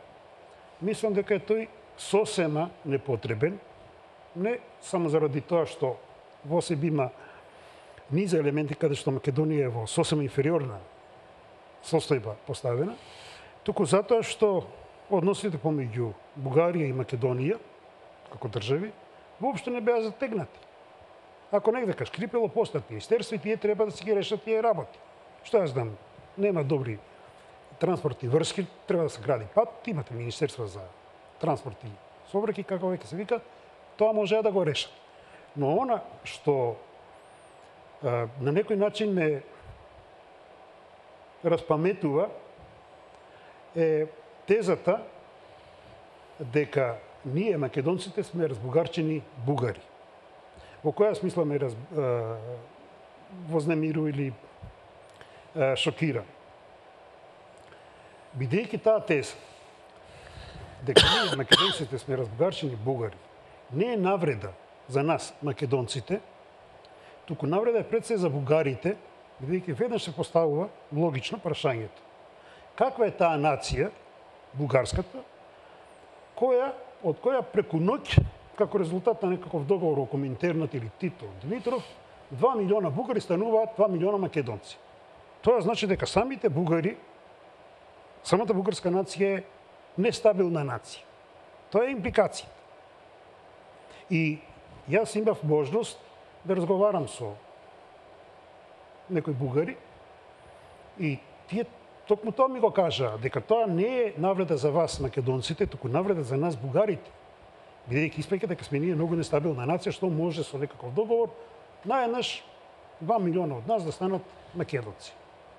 И за тоа треба да се води сметка пред се самите бугари, бидејќи на тој начин си стават на некој начин јаже околу сопствениот врат. Па тоа би било отприлике тоа. Професорот Цуцуловски, еве да почнеме по обратен редослед. Прашањето што му го постави веќе на професорот Поповски во однос на законот за употреба на јазиците, тој од позиција на еден од креаторите на Охридскиот рамковен договор, вие од позиција на академски граѓанин, вашиот став, и тоа би било отприлика последното прашање за вечерва и студиото би го отстапил на моите колеги. Повелете. Па јас сум против двојазичноста, затоа што тоа ќе води кон дестабилизација на Република Македонија, бидејќи мора да постои туку мора да постојат неколку сврзани ткива, за да може една државна заедница да обстане. Едно од тие кива е јазикот. Еден вид лингва франка. Ако не постои еден заеднички јазик, тогаш не постои и елемент кој би не поврзувал во една заедница. Некој наводно мудро го поставува прашањето кому му смета во Македонија да се говори на албански. А никому не му смета. На албански се говори, на албански се учи, има телевизии, има медиуми, има универзитети и така натаму. Суштинското прашање за мене е следново. Кому во Македонија му пречи да говори на македонски јазик? Конкретно биде. Јас до сега, господинот Ахмети, не сум го чул да проговори еден македонски збор. А веќе 20 години е во политиката на Република Македонија. Од 2001, 12 години, 16, колку се, он не проговорил ни еднаш на македонски јазик. Според тоа прашањето не е кому му смета во Република Македонија да се говори и на албански, туку суштинското прашање е кому во Македонија му смета да се говори и на македонски јазик. Зашто господинот Ахмети до сега ни еднаш не проговорил на македонски јазик. Професоре Поповски, за вас прашањето, ако веќе го проучивте предлог законот за употреба на езиците, клучното прашање е дали тој предвидува двојазичност? Вака. Неговата дикција е дека предвидува двојазичност. Во врска со Уставот на Република Македонија, тоа е амандман 5, со неговите 6 алинеи. Втората е клучна. Да, не, втората е дека друг јазик што го говорат најмалку е исто така службен јазик како што е определено со овој амандман. А тамо е определено мошне јасно. Само во алинеја 6, кога станува збор за локалната самоуправа, во органите на локална самоуправа и во локална самоуправа, другиот службен јазик се однесува на алинеја 2 на оној што го говорат 20 на албанскиот јазик, е исто така службен јазик како македонскиот и кирилично писмо. Тоа значи дека во локалната самоуправа има двојазичност тамо каде што живеат 20% и повеќе граѓани што го говорат албанскиот јазик. Значи албанскиот е тамо двојазичен. Што значи двојазичност? Тоа значи секој акт, секој писмено кој што излегува од органите на локалната самоуправа треба да биде на двата јазика. Секоја процедура двојазична, секоја информација двојазична и така натаму. Во случај со законот кој што се предвидува да се донеси, а се елаборира алинејата 5 од амандманот 5, во Уставот пишува друг службен јазик, значи се однесува на тој од амандман 2, може да се користи во органите на државната власт согласно со закон. Терминолошки, значи таму може да се користи вториот службен јазик, за разлика од втор службен јазик. Што значи дека тој нов закон треба да ги дефинира поимите. Што подразбира под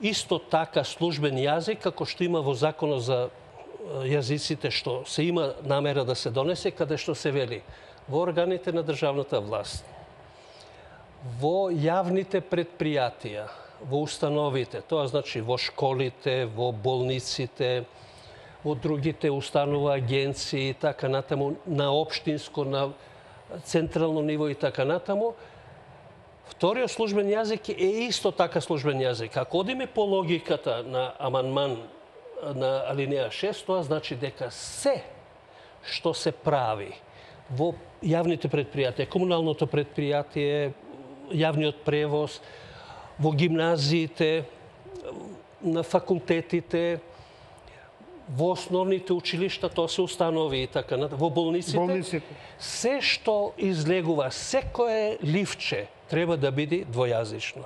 И се покажува дека тоа е нереално да се оствари. Прво, не е можно да се оствари. На тој начин дикцијата и формулациите во јазикот доаѓаат во судер со Уставот. Како ќе се разрешува, тоа е второ прашање, но сакам да кажам дека потреба од проширување на употребата на вториот службен јазик, на албанскиот јазик и од проширено користење апсолутно постои, поготово што она што е признато со законите, веќе во сите закони, например, од процедурална страна, ево да земеме Законот за управна постапка и Законот за управните спорови. Тамо секогаш се призна кога има странка, што го говори тој, да се води постапката и на тој јазик и слично. При анкетата, дали тоа се спроведува, например, дури во градското собрание, во собранието на град Скопје, а градот Скопје е двојазичен, со оглед на тоа што 20% и повеќе живеат албанци, не се спроведува. Што значи, тука постои една, така да се каже, не само фрустрираност, туку оправдана фрустрираност кај албанците, бидејќи тамо каде што е признаено и тамо каде што сегашната норматива, а ја усогласена со Уставот, не е противуставна, не се спроведува. На таа основа, например, има сигурно потреба да се прошири во органите на државната власт во оваа смисла. Сите акти на министерствата, тоа се правилници, заклучоци, треба да бидат објавувани на двата јазици, бидејќи ги информираат граѓаните за одредени права и обврски и така натаму. Професоре, морам да ве прекинам. Да, добро. Интересно е, но морам да ве прекинам. Одиме на нова пресконференција на се уште активниот градоначалник на општина Карпош Стефче Јакимовски. Нова, втора вечерва. Се вклучуваме во гром.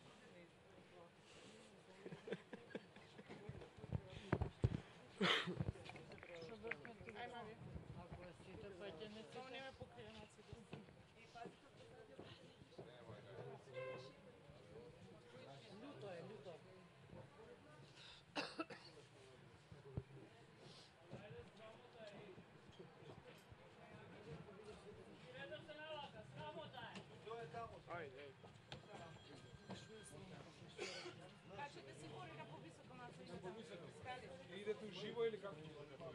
Во живо може и сега да посакате.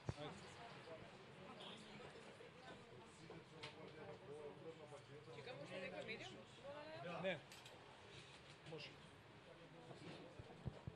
Господин Јакимовски, што се случи пред малку во вашиот извештај? Животот во Карпош почна со насилие, со оние академици и нобеловци што ги пуштија од затвор, начело со братот на Еско Ракич, Сетко Ракич и негови другари, кои што дојдоа овде да се пресметуваат со нас. Неговиот другар најпрво извади лисици, а потоа и нож скакавец. Имаше уште еден член на таа банда кој седеше во возилото и имаше огнено оружје. Дојде до физичка пресметка со моите активисти овде. Покрај нив имаше уште два-тројца кои што на страна диригираа со целата активност. Сакам јасно да му порачам на Социјалдемократскиот сојуз и на кукавицата Заев. Честно и поштено ја одработивме оваа кампања. Кога ве победувавме, не доаѓавме да ве тепаме, туку достоинствено ги носевме победите со себе. Сега кога 300 заврзлами правевте овде во општина Карпош и кога наврат на нос носите победа, честно и поштено сме ви ја приснале таа победа. но нема да ви дозволиме да ни газите по нашето достоинство. Па биле ние или не биле.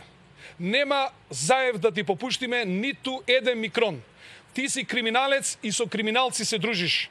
И таква власт има Република Македонија.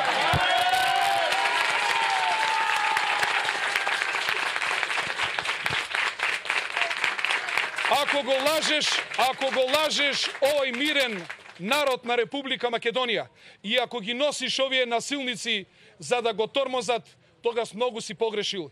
Јас ни еден микрон не сум ти се уплашил, ниту ќе се повлечам од политичката битка.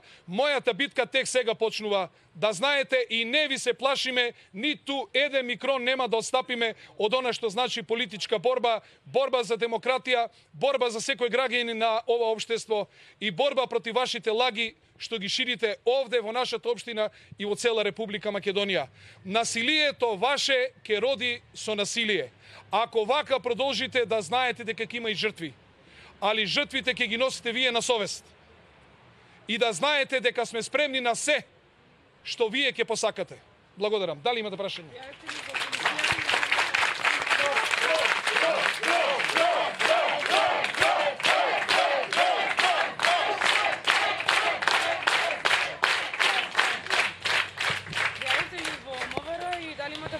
Од вашето членство се случи уште еден напад додека бевме ние овде присутни.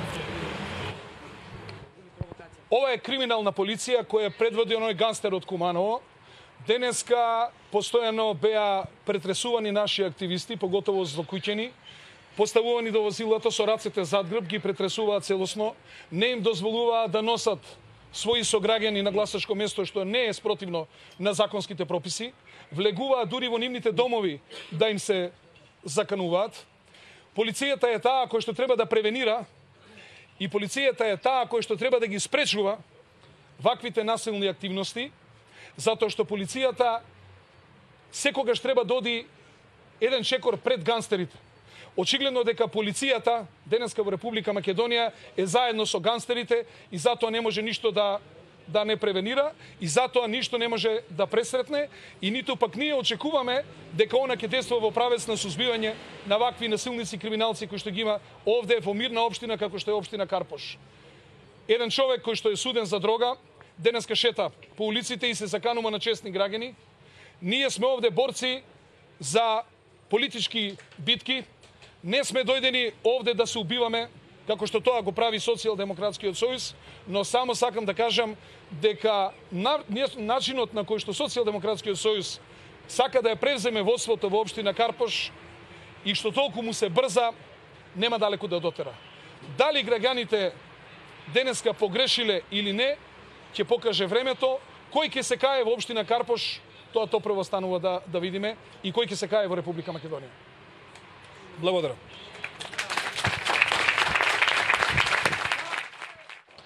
Од партијата на Јакимовски имаат и снимка за инцидентот, да го видиме видеото.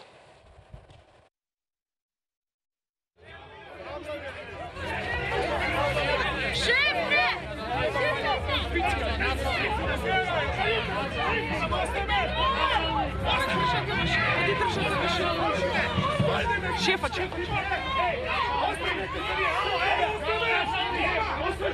Срамо тебе, Ерко, срамо тебе. Срамо тебе. Не се гледаше најасно, но во секој случај полицијата вечерва ќе има работа и вечерва и во наредните денови. И јас се враќам во студиото со завршни зборови со моите вечерашни гости, професорот Цуцуловски, професорот Поповски. Само да резимирам, професорот Поповски рече дека апсолутно е потребно проширување на употребата на јазиците на заедниците кои го зборуваат согласно Уставот, но не на начин во кој е тоа смислено и зацртано во предлог закон, во актуелниот предлог закон. Професорот Цуцуловски, ве молам, кус коментари мораме да се одјавувам. Да. Прво би се задржал сосема кратко на оно што се случило во општина Карпош.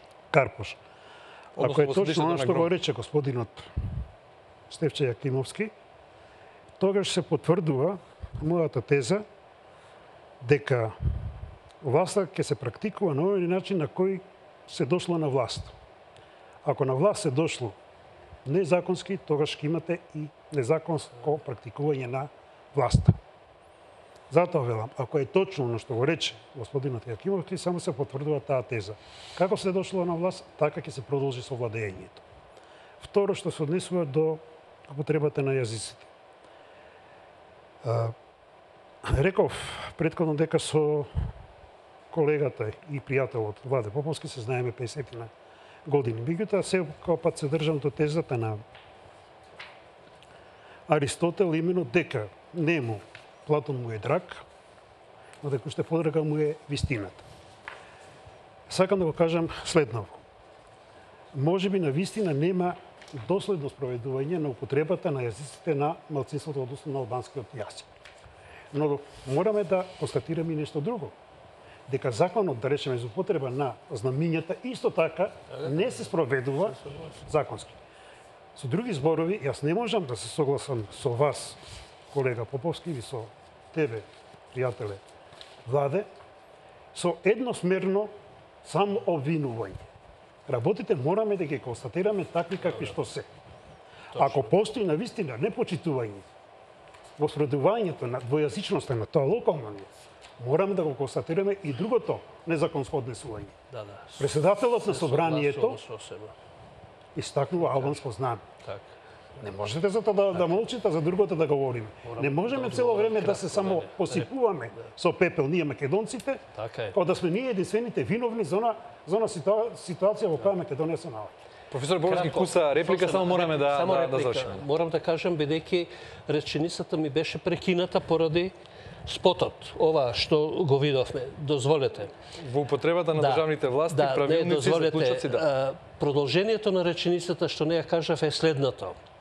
Дека и употребата на македонскиот јазик согласно со Уставот не се почитува во општините каде што се доминантни или каде што се исцело, каде што документацијата треба да биде и каде што патните знаци треба да бидат двојазични. Што значи дека она агенција што се планира во законот за спроведување и контрола мора да го стави и спроведувањето на македонскиот јазик согласно со Уставот, бидејќи во делови од Република Македонија исто така не се спроведува и затоа се согласувам комплетно со тоа. Господа Поповски, господа Цуцуловски, ви благодарам многу што вечерва ги споделивте вашите анализи, размисли, ставови со нашите гледачи за присуството во студиото на ТВ Нова оваа неделна изборна вечер.